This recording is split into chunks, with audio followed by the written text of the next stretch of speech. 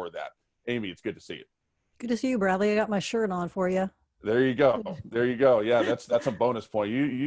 Thank you. We'll, I appreciate that. So I'm going to make you host, Amy. Okay. And those shirts were popular, by the way. Yeah. I think we gave those out. Did we give those out in 2018?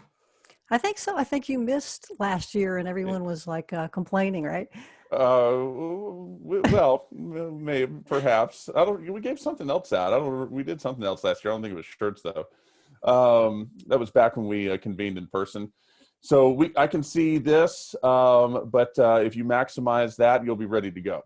Okay, I'm just doing the presentation. Okay, there we go. Perfect. Amy, thanks for being part of Digital Book. Yeah, thanks, Bradley. Appreciate it.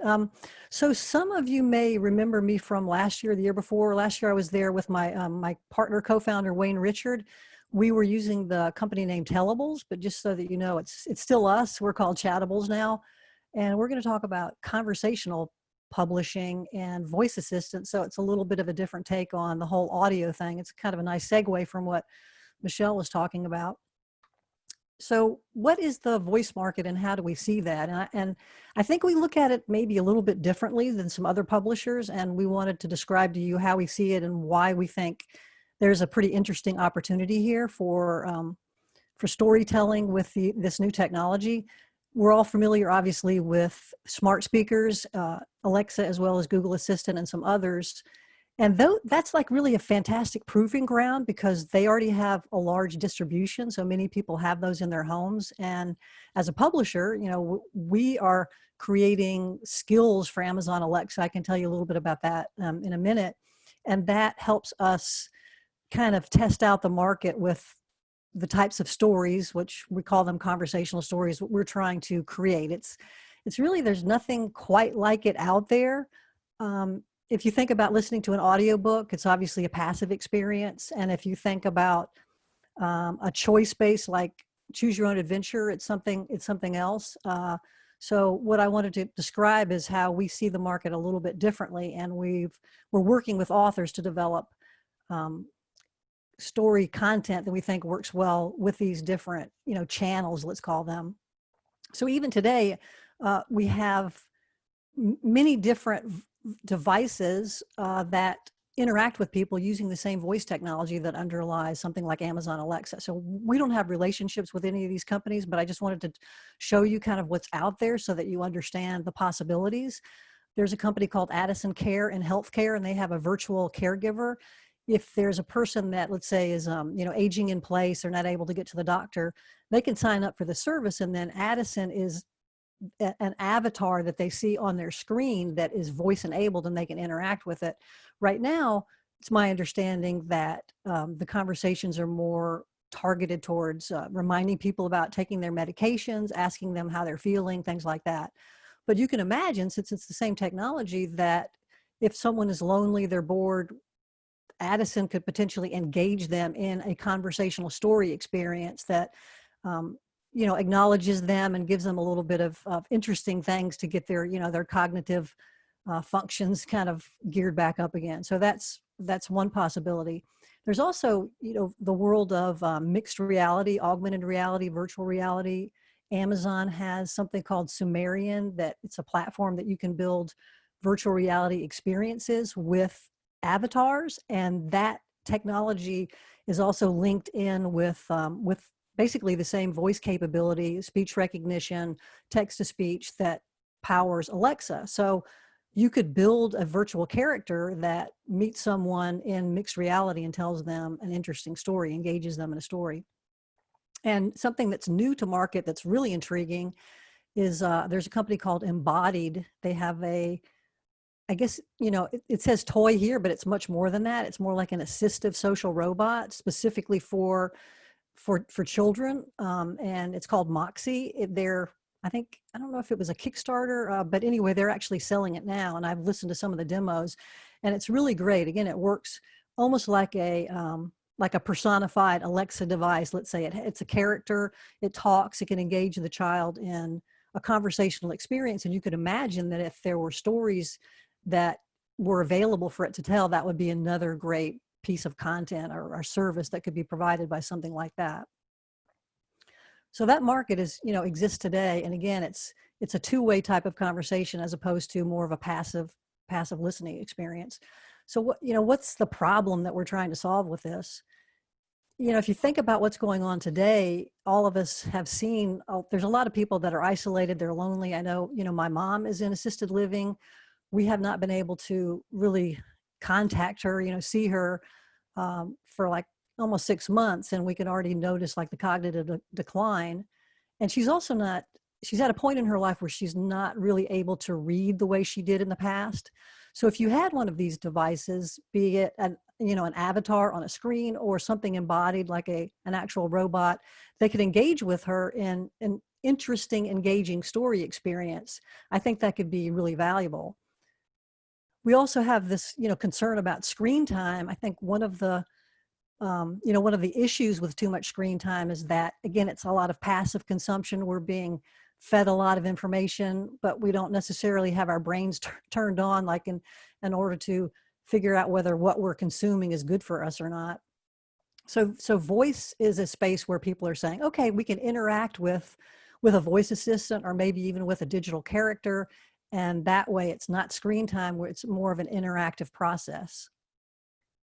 So we've really got this view of the future of voice. And I don't think it's necessarily going to be one path, but we strongly believe that within the next, 3 to 5 years, there will be more of these talking companions that are on the market. The slides I have here, the pictures are more, they're little social robots, but as I showed earlier, it might be something different. It might be an avatar, it might be a hologram, it might be all kinds of things, but the basic technology is still the same. And I personally believe that we as human beings want to engage with other personalities, and sometimes we can't always engage with a human being.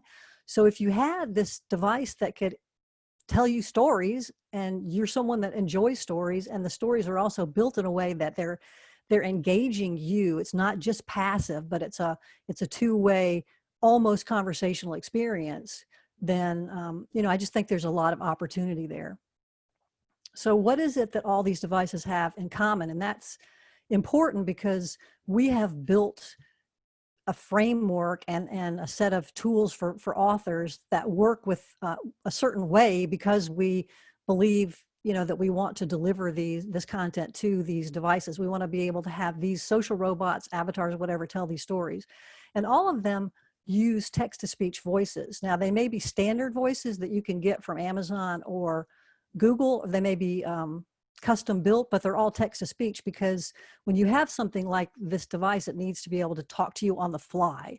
It's not really feasible to do human voiceovers for everything. So text-to-speech is really the way to go there. And those voices have been getting better and better like every year. The other thing is that when you engage in this type of experience, the entity that you're interacting with, let's say the virtual personality, it's telling you a story. It's a solo storyteller, right? So you get the experience that you're engaging with someone one-on-one.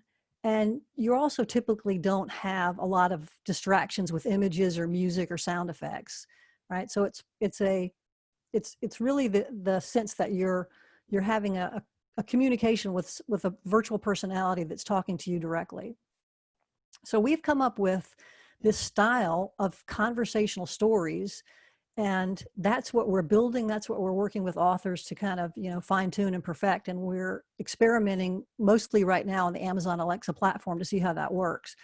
So just so you understand, we want the listener, the audience, to have the feeling that they are interacting with a storyteller that's visiting them somewhere, or that they've been transported into a place, a park, a coffee shop, whatever, and they're interacting one-on-one with this character. So it's not a choice-based game. It's not role-playing. It's not a branching, pick your path.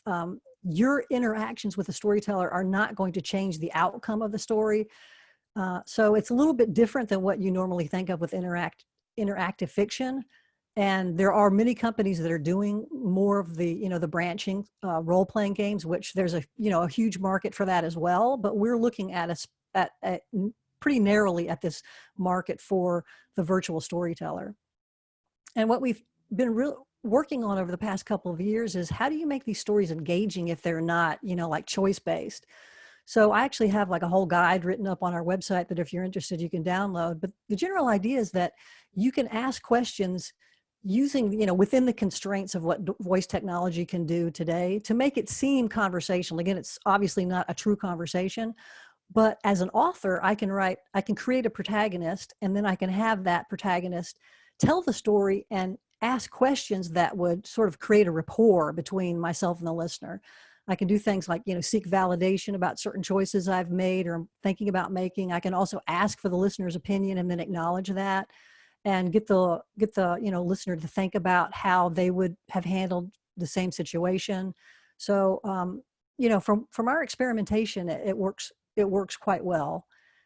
What we've done over the past 6 months is we've built out an editor that we call Espresso, and this editor is specifically for authors to build conversational stories, and it keeps them, it gives them all the tools that they need to create a story that engages the listener in a conversational manner without going off into the branching paths. And so we've been, rolling that out slowly, working with authors to perfect this. And this just gives you an example like of a simple conversational component that you can add. This particular storyteller, he's found this old house that he's really thinking about fixing up, but he's not really sure if he should or not. So he asked the question, have you ever fallen in love with an old house that needed lots of work? And then the technology can understand if the person answers with a yes or absolutely or whatever, or if it's a negative response, no, I haven't. And the author can tailor what the storyteller says next based on that response. So in this case, he's trying to be kind of humorous. So he says, if they say, yeah, they have fallen in love with an old house, and he's like, you poor dear, I can sympathize. And if they say they haven't, then he says, consider yourself a very lucky person. And then he goes on with the story. So that's just kind of an example of a simple conversational interaction. In working with authors, what we tell them is that, you write the story, and obviously this is a new type of thing, so we help them with that. We provide the tool, and having Espresso really helps them focus in on keeping it to this, this two-way conversational experience between one storyteller and the one listener. And then we also actually publish that story to Amazon Alexa. So we had a previous skill called My Box of Chocolates, but we're very close to releasing a new skill that is a much larger experience. And so as an author, if you craft that conversational story, we can publish it and make it available as part of this, this ecosystem that we've already developed and created on Amazon Alexa. So you don't have to worry about creating your own skill. It goes within ours, and then we're able to, just advertise that one skill, and you as an author get recognition. So when your story is told, it's clear that you're the author. And we also have some ideas in mind about how to compensate authors for their work. So the thing that's really exciting to me is that since we have this framework that we've built that works with Amazon Alexa, but also takes advantage of the basic underpinnings of speech technology, text to speech. When you've crafted that story, we can distribute it through multiple channels, right? So you can reach new audiences that maybe they don't have an Amazon Alexa, and maybe they aren't reading, but maybe they're listening to podcasts. And by the way, they're interacting with some virtual character that's now popular. So that is a distribution channel to that audience using the exact same conversational story that's running on Alexa, right? You can also reach any kind of social robot that has this same technology. Again, we might have to change a little bit of the underpinning, but the basic stuff is already there. So what does that mean for you as a publisher? I just truly believe that there's a big market coming for this type of interactive, engaging conversational experience. That's a new type of entertainment. It doesn't necessarily have to be fiction. We're focused on fiction for adults right now, but it could be any other type of content that still leverages this conversational style. And if you are a publisher, you already have obviously lots of assets. You're working with authors. Now, the thing to note is it's not going to be like a one-to-one. I can't just take a book or a manuscript and then suddenly make it available in a conversational style to be told by an individual storyteller, right? I mean, that's obvious. So there is some transformation that will need to happen, but there's lots of stories and all of the material that's already published.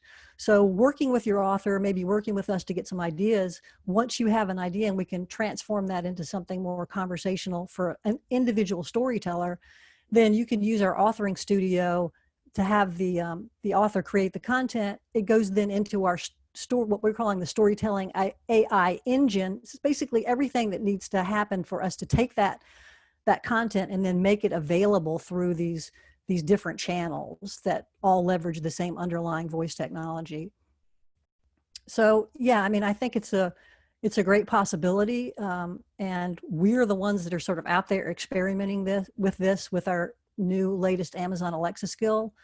If you're interested in what we're doing, we have a lot of information on our website. I also have some things you can download. We have instructional videos on our YouTube channel if you're interested in how Espresso works, or some of the other things we're working on. And you can just reach out to me at Amy at Chatables. So, Amy, nice job. Yeah, great job. And I'm gonna hit reclaim host here. So for people watching this now or watching this later, you sell yourself a little bit short. You are the absolute end all be all of individual authors working with voice. And it's cool to see what you're doing.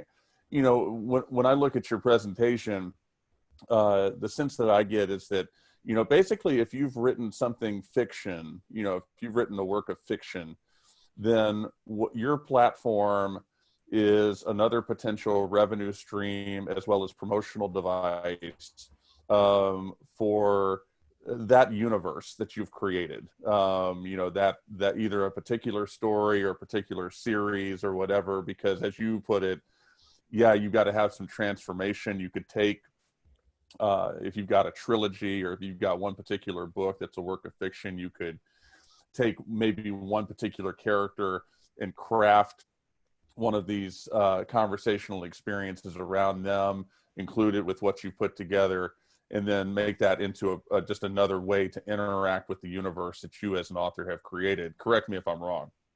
That's correct. We actually just finished a conference with authors. So we've been kicking around ideas with a lot of different authors about how they can take some of their existing stories and turn them into a conversational experience. It kind of goes back to what Michelle was saying earlier too. The trend is towards more short content, and these experiences that you have when you interact with a virtual storyteller, we craft them so that they tend to last maybe 6-7 minutes for one session, and then you can come back and engage with them again. Now, if you're driving in a car, you have more time, and there's multiple episodes, you can kind of binge and hear all the episodes at once. The other thing that I didn't mention that's really cool with the technology is if the storyteller is asking you a question, they can remember how you responded and use that later on in the story. And that creates like a sense of rapport and affinity. So it is definitely something different. I don't think it's not for every single author. Some people may be more attracted to the choice-based, more traditional interactive story. But that doesn't really work if you are trying to, if you're trying to give a virtual nurse some entertaining content to tell when she's finished asking them if they took their medicine, right? So that's what we're very laser focused on, that marketplace. And if an author says, hey, I want to reach that marketplace, then yeah, they should be able to take their story. They should be able to massage it into something a little bit different. And then, we can help them make that available. And that is a new revenue opportunity. Again, it's very new, but I think it's definitely going to happen. And I don't think it matters the size of the publisher. You could be an author that just wrote your first work of fiction. You could be Simon & Schuster. It really makes absolutely no difference. Yeah. Everybody's trying to take titles and create universes out of them. And that's what you're providing. Amy, it's a pleasure. Thanks for being part of Digital. All right. Thanks, Bradley. Appreciate it. You got it. So I'm going to put you back as attendee.